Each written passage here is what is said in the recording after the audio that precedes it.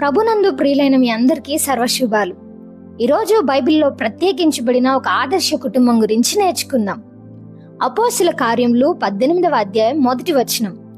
అటు తర్వాత పౌలు ఎథెన్స్ నుండి బయలుదేరి కొరింథునకు వచ్చి పొంతు వంశీయుడైన అకులాను ఒక యూదుని అతని భార్య అయిన ప్రిస్కిల్లాను కనుగొని వారి యొద్దకు వెళ్ళెను.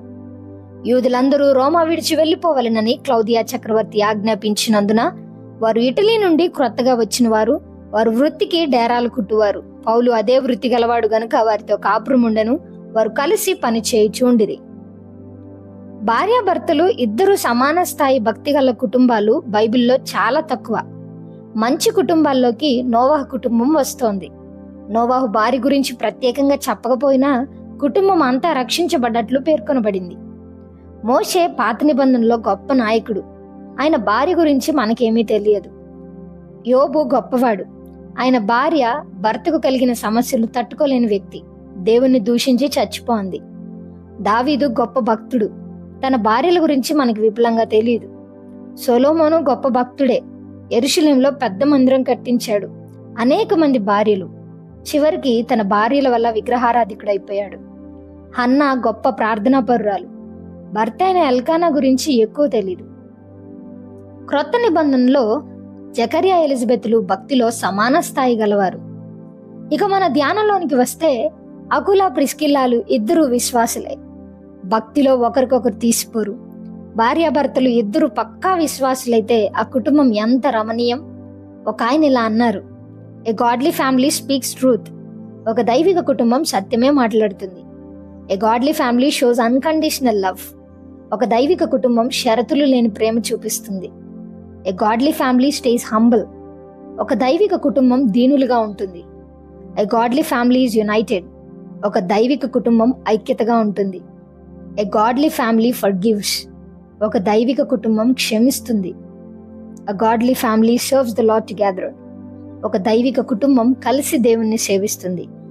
నేనును నా ఇంటి వారును యెహోవాను సేవించదము. యెహోషువ 24:15. జనాదరణ పొందిన నానుడి ఏంటంటే కలిసి ప్రార్థించే కుటుంబం కలిసి ఉంటారు.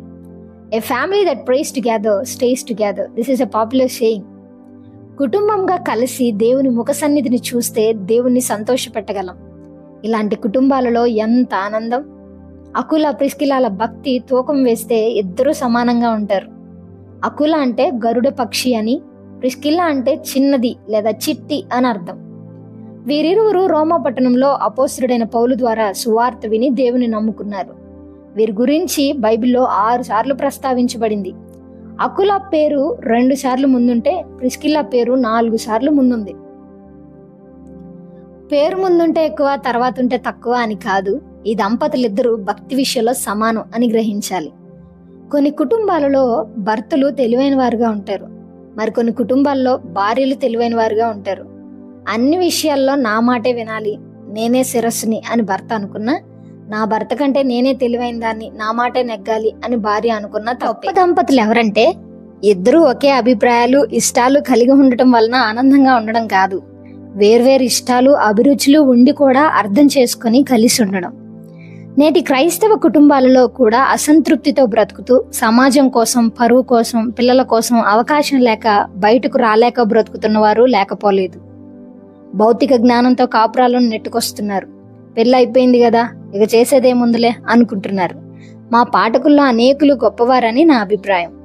తెలుగులో సామెత ఉంది, ఎక్కడ నెగ్గాలో కాదు ఎక్కడ తగ్గాలో తెలిసినోడే గొప్పోడు.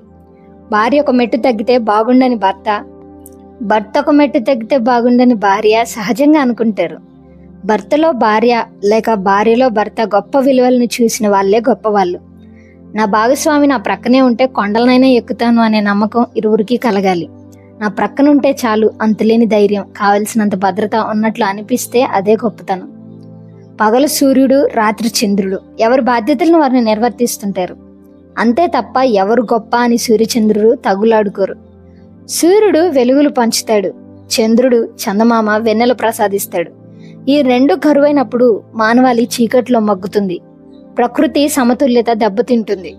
సూర్యచంద్రులు ఇద్దరూ సృష్టికి అవసరమైన వారే. భార్య భర్తలు ఇద్దరూ గొప్పవారే. భర్త సూర్యుడైతే భార్య చంద్రుడు. అకుల ప్రిస్కిల్లాలు చెప్పుకోదగ్గ భార్యాభర్తలు.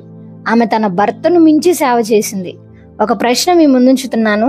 ఎక్కువ తెలివితేటలు, విద్య, మంచి స్వభావం వల్ల ఆమె తన భర్త కంటే ముందుందా? కాదు. ఆమె విశ్వాసం, వ్యక్తిగత భక్తి, సువార్త ప్రకటన, త్యాగం, ప్రార్థనా జీవితం, ఏకాభిప్రాయం, ప్రోత్సాహం, స్నేహశీలత, శోధనకు గురికాని ఆమె పవిత్రత, ప్రవర్తన మొదలైన విషయాలే కారణం. వీరి గురించి మరికొన్ని విషయాలు తెలియచేయాలి అనంటే 7 భాగాలుగా వివరిస్తాను. వారు కలిసి కాపురం చేయుచుండిరి, వారు కలిసి పని చేయుచుండిరి, వారు కలిసి నడుచుచుండిరి, వారు కలిసి వింటున్నారు, వారు కలిసి చేర్చుకున్నారు, వారు కలిసి ప్రోత్సహిస్తున్నారు, వారు కలిసి ప్రాణత్యాగం చేస్తున్నారు. రాబోయే రోజుల్లో ప్రతి ఒక్క విషయాన్ని ధ్యానం చేద్దాం.